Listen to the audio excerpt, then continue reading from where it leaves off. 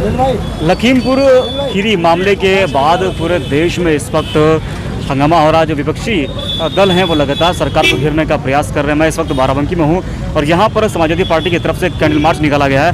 हम यहाँ पर जो लोग हैं उनसे बात करेंगे। आपका नाम क्या है? मैं शाफे ज़ुबैरी। ये बताइए, कैंडल मार्च आप लोगों ने निकाला है तो क्या कुछ कहेंगे आप? आज उत्तर प्रदेश की सरकार ने जो बर्बरतापूर्वक कार्य किया है, इनके नेताओं द्वारा किसानों की, मजलूमों की, महिलाओं की जिस तरीके से उत्पीड़न हो रहा है, हत्याएं की जा रही हैं। हम लोग आज लखीमपुर खीरी में हुए किसानों के षड्यंत्रकारी हत्या का विरोध करते हुए उनको श्रद्धांजलि दे रहे हैं कैंडल मार्च के जरिए। लेकिन जो अजय मिश्रा का आज बयान आया है तो उन्होंने कहा कि देखिए, अगर कोई सबूत मतलब कि आता है अगर कि हाँ मेरा बेटा दोषी है तो मैं इस्तीफा दे दूंगा, और अभी तक कोई ऐसा मतलब कि सबूत आया नहीं सामने कि उनका बेटा ही दोषी हो जाए। तो उन्होंने कहा है कि अगर मेरा बेटा दोषी होता है तो मैं इस्तीफा दे दूंगा। देखिए, ये भारतीय जनता पार्टी की सरकार है।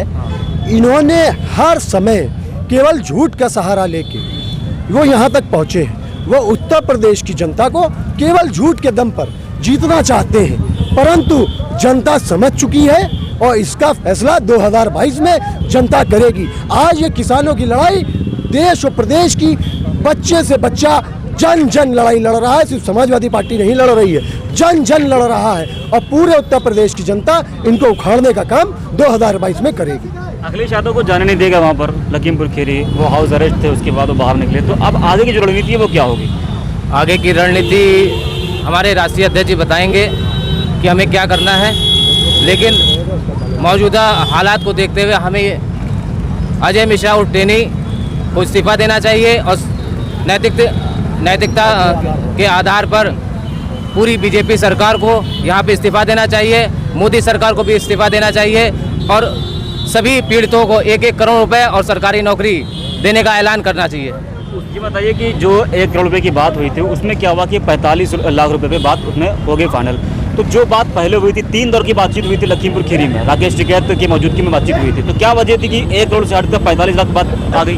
सबसे पहले तो मुआवजे की मांग से पहले दोषियों को फांसी की सज़ा दी जाए, इसकी हमारी पूरी यूथ ब्रिगेड की टीम, समाजवादी छात्र सभा और सारे फ्रंटल संगठन, जनपद बाराबंकी के युवजन सभा, सभी लोग ये मांग करते हैं कि दोषियों को फांसी दी जाए।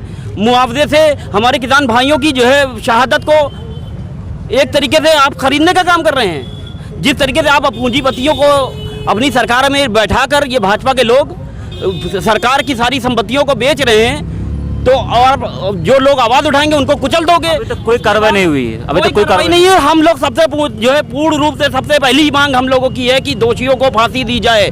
और किसानों नहीं, उत्तर प्रदेश और देश में जो हालात बने हुए हैं, चाहे वो बहनें हमारी हों, उनकी अजमत के साथ खिलवाड़ जो कर रहे हैं लोग, उनको चाहे छात्रों को उत्पीड़न हो रहा हो, हर वर्ग के लोग यहाँ परेशान हैं इस तानाशाही सरकार से। और ये पूंजीपतियों की सिर्फ सरकार है। आखिरी सवाल, एक तरफ लखीमपुर खीरी में मातम छाया हुआ है, दूसरी तरफ प्रधानमंत्री नरेंद्र मोदी आज लखनऊ में कार्यक्रम कर रहे थे, तो ये तो इन लोगों का इवेंट मैनेजमेंट ही कंपनी हो गई है।